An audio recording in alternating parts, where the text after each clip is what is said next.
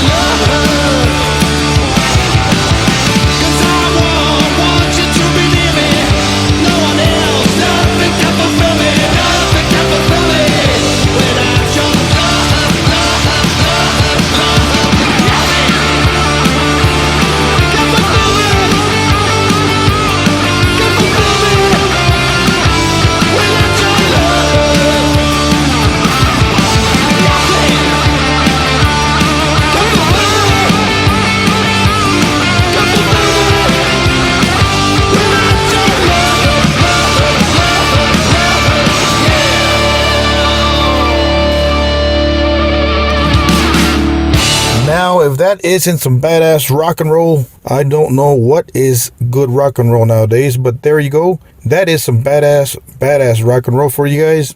The newest jam from Dawn After Dark, a song by the name of Nothing Can Fulfill Me Without Your Love. And we're going to talk to Howard Johnson about the band's status, of course, nowadays, since they got back together right before the pandemic, and why they disbanded back in the day. So anyways, let's cut it short, and here is our interview with Mr. Howard Johnson of Dawn After Dark. Enjoy. Yes, so what part of the world are you at right now? Right now, I'm in the deep south of Portugal. Oh, wow. How is the weather? In the same village where Steve Harris has a house. Really? Wow. Yeah. What an honor. Steve's an old friend of mine, and he told me about this place a long time ago. So I like to come down here for a couple of months in the winter, where the sun shines a little. Wow. Very cool. A rock star close to a rock star. Well, I'd say a rock star close to a wannabe. Okay, so first question. New album, New Dawn Rising on Chapter 22 Records. How long did it take to record this album? Can you talk about that? Yeah, I can. It was done at a strange time, as I'm sure a lot of people will have told you over the last couple of years, when COVID really hit, and it meant that it was very hard to get 5 people in one place at one time. Yeah. But through all the protocols, we managed to bring the band together in December of 2020 in our hometown of Birmingham in the Midlands of England, a place I'm sure you know about because of its great rock history with Priest and Sabbath and a whole load of other bands. And we recorded very quickly over a period of 5 days, and managed to, as I say, avoid all the protocols and make sure that we followed all the restrictions, and we were very happy with the results. Very cool stuff. Did you guys record it? Well, you just talked about it. Did you guys at any point record as a group or get together as a group? I know you guys got back together in 2019, right? Yeah, I mean, we got to get back together just before all COVID problems hit. I don't know if you know the history of the band. We were around in the UK in the late 80s, right, and did a lot of touring at the time. We released 3 12-inch singles on, amazingly enough, Chapter 22, the label that we're still with today.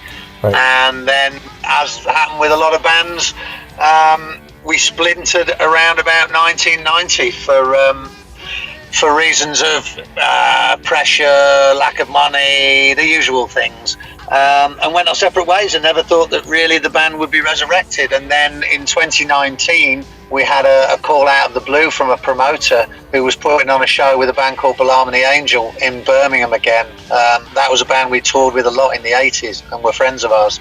And the promoter asked us if we'd be interested in reforming, and at first I thought it was a crazy idea, and then the more I thought about it, the more I thought it would be fun, and so we put the lineup back together and played the show, and were very surprised to see a lot of people turning up with Dawn After Dark t-shirts that hadn't been out of the cupboards in 30 years, and that kind of made us feel inspired to want to do a little more, and because Chapter 22 were very keen for us to record for the label again, that's how the band came together. It was really a strange set of circumstances and not anything that we'd foreseen at all. Yeah, that was one of my questions. What happened back in 1991? Why did the band disband or break up? Right, that was one of my questions. But there you go. Well, you know, it was the usual stuff, James. Fighting over money that didn't exist. There was talk of a publishing deal that might be offered to us, and of course we were all skint and had no money, and some people's heads got turned by the idea that there might be some money, and of course there never was any. So it ended up being a split about something that was just pure fantasy, which was, you know, the kind of stupid and idiotic things that happen when you're 23 years old. Yeah, you hear that a lot in many bands, of course. It's absolutely. And if we'd been a little bit more mature, it probably wouldn't have happened, and who knows where we'd be today. But as it turned out, that was the way things were, and a 30-year hiatus is perhaps some kind of record. I don't know that there are many bands that took 30 years off before decided to get back together again, but that's what we did. And in many ways, it's just been a much more enjoyable experience. Making the New Dawn Rising album was just joyous because all those stupid young man ego things are put to one side, and we were all there for one reason and one reason only, and that's because we loved making the music. So how did it feel playing for the first time live after 30 years or so?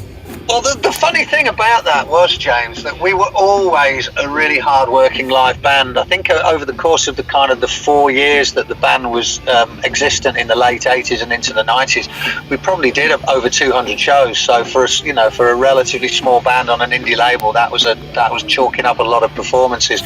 So I wasn't particularly nervous or concerned about coming back, though I was obviously aware that it had been an awful long time since people had seen the band. But without wanting to sound too egotistical, the reason that I play in a band is not really about wanting to please other people primarily. It's about wanting to please myself and play music that I love. And it's just a happy coincidence when people in the audience enjoy it. And on that one night in 2019, to see so many people who'd been there in the 80s and were still enthusiastic about the band was really gratifying. And it kind of, it made the night go incredibly well, and it made us feel that was something that was worth continuing. Wow, that's so cool, huh? To come back 30 years later and you still got some fans that remember things from the... Yeah, I mean, that was perhaps, one of the most surprising and gratifying things, because we really didn't know whether there would be a public and an audience that were interested. Now, we're not talking Guns N' Roses selling out stadiums, far from it. We're a speck in the ocean in comparison. But in our little world of people who really knew their rock music in the 80s, the band still has some significance for them, and that was fantastic. It was a great feeling to realise that people were out there who haven't forgotten, across 3 decades, which is quite an amazing thought, really.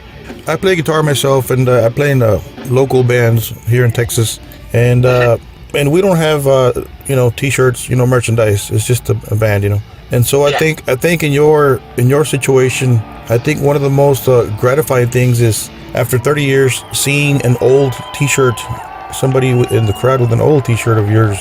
I bet you that it meant something. It was a deep thing for a musician, for you guys. Yeah, it was absolutely amazing to see that people hadn't thrown them out. Maybe they found that their T-shirts were a little tight when they put them on again. But it was amazing that people had still kept all that merchandising over the years, and also there were a really hardcore group of fans who used to follow the band all around Great Britain back in the 80s, and they were so excited to see the group again. And unfortunately, I don't know if you're aware of this, but our original bass player sadly died about 15 years ago. Oh. And a lot of our original following produced our own T-shirts in memory of Dave Askey, who was our bass player, and they turned up for that one show in 2019 wearing an In Memoriam Dawn After Dark T-shirt for Dave, which was very touching. Oh wow, sorry to hear that. But I know you got your drummer with you, right? The original drummer? Yeah, absolutely. Tony Henderson is the original drummer, and Tony and I have been friends for a long time. As I say, the band split under rather acrimonious circumstances at the start of the 90s, but 10 years later, Tony and I had put all that behind us, and we've been firm friends for a long time. And it's really Tony and I guess, were the driving force between wanting the band to come back together, and I think that Tony's enthusiasm and his energy and his attitude had a lot to do with Dawn After Dark coming back, and I guess the reality of it is, without Tony, there probably wouldn't be a band. Wow. Cool story. You guys should write a book, or maybe do a film on this. Well, it's funny that you should mention that, James, because we did write a book and we did publish it. And wow! It's called What We Are, Dawn After Dark: The Story of the Band, and it really is. The reason for doing it wasn't because most rock biographies you read about bands that sold out stadiums. This is about a band that had a real passion for what it did, never really made those heights, but never gave up on the dream. So that book is available from our website, oh, wow. which is thedawners.com, and it's like 260 pages full of incredible memorabilia, because Tony was one of those guys who just collected everything.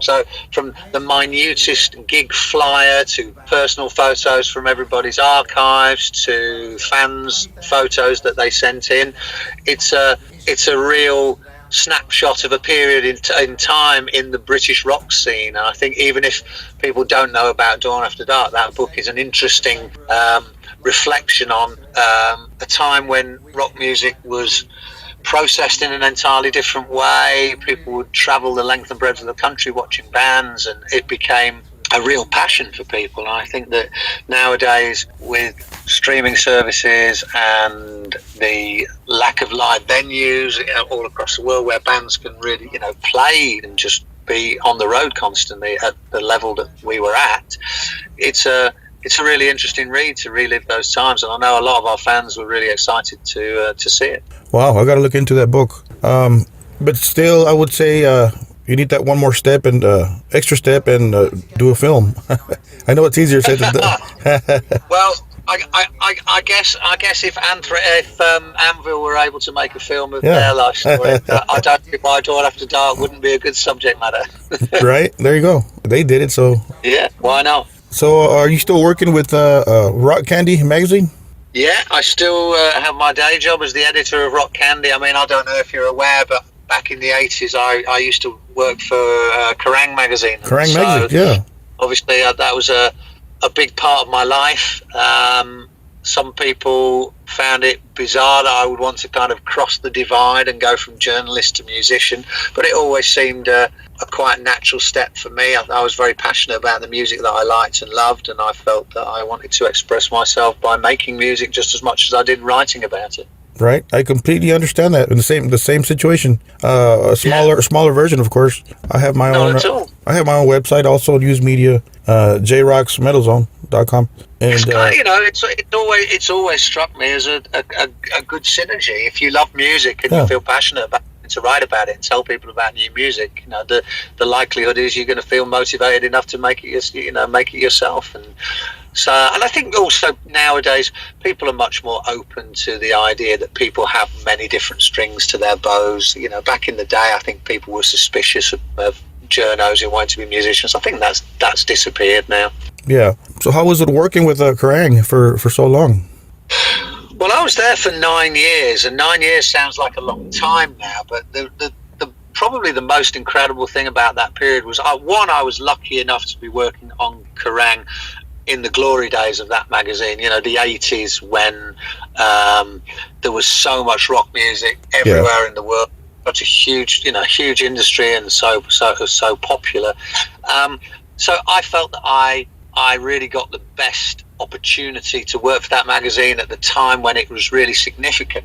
But I think probably the most interesting thing for me is that now, 30 years later, I still have so many people who tell me how influential that magazine was on their lives, how formative it was. I mean, it was the Bible of rock and metal. Right, for sure. And people used to hang on every word that the writers said. And in some ways, I look back on it now and I'm glad that I wasn't aware of that, because I think there was a great possibility my ego could have gotten out of hand. But I hope that it didn't, because I don't think that at the time I realised quite how important the writers' opinions in KERRANG were. Of course, nowadays there are so many different platforms and so many different media outlets that, people don't necessarily need to have rock journalists telling them what kind of music is good and what kind of music is bad, because people can go and hear it for themselves. But at the time, it was important. There were very few outlets really certainly in the UK for people to find out about what the latest rock and metal bands were and what the quality of those groups was. So KERRANG, I can understand looking back on it now why it was so important. And I just feel very lucky and very privileged to have been part of an important magazine that kind of helped to shape the musical culture of the 80s. Wow, very cool story that you have there. You're a legend in the rock world for sure, in the rock metal world for sure. So Well, it's nice of you to say that. I don't see myself that way, but if I've managed to bring some joy to people, either with my writing or with my music, then I'm very satisfied. Awesome. So speaking of the band, Dawn After Dark, you guys coming to America anytime soon? Well, funnily enough, we were talking with our record label, Chapter 22, about this last week, and I know that the head of the label is a guy called Dean Brown. He's the guy who signed the band to the label, and I know that he was talking about being on a fact-finding mission to the States later this year, with a view to getting Chapter 22 artists out to play. Now, I don't know how feasible that is, but from my point of view, it's always been an ambition of mine to be able to play some shows in America, because America is so important and so influential in terms of my rock education. And when I was writing for Kerrang in the 80s, I spent a lot of time over there, and Really? clearly saw the enthusiasm and love that people have for rock music, and it's always been a real hope of mine that one day I would get to do it. So if Chapter 22's fact-finding mission goes well, you never just know. It would be a fantastic thought to think that Dawn After Dark could be in the States in 2022 or 2023. We'll be looking forward to that. So besides the touring aspect of it, what's next for the band and for yourself? What can fans expect next from you guys? Well, the plan is for this year. Obviously, COVID really put a spanner in the works of an awful lot of bands' plans, and so our album was released in December of last year, so just about 2 months back. And of course, there were plenty of plans in place to be out playing in the UK and promoting the album. And of course, COVID, the Omicron variant, came along, paid a lot, got cancelled. So we'll be looking to play some shows in 2022 in the UK. We're certainly going to be doing some shows with a band called Wolfsbane, who I don't know if you remember, they had a Rick Rubin produced debut album at the end of the 80s, and good friends of ours. So we're going to be doing shows with Wolfsbane, we're going to be doing shows with Balaam the Angel.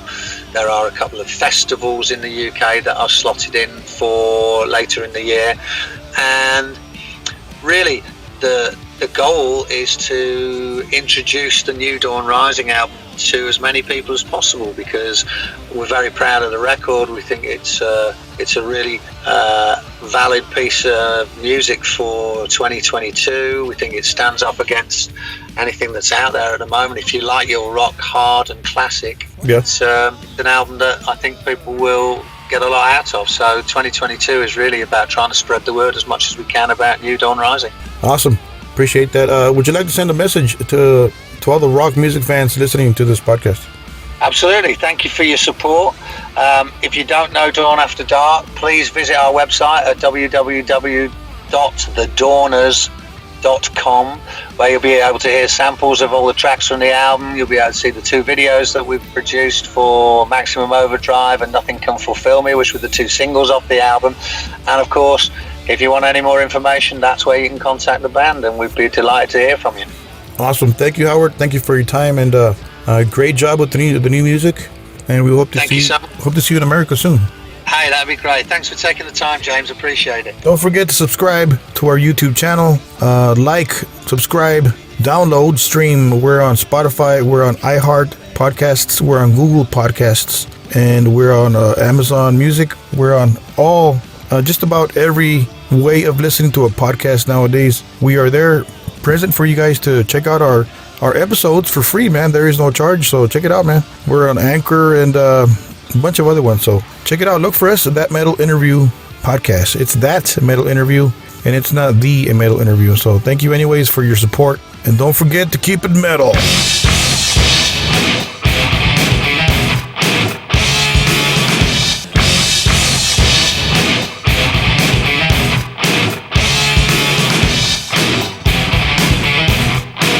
That Metal Interview.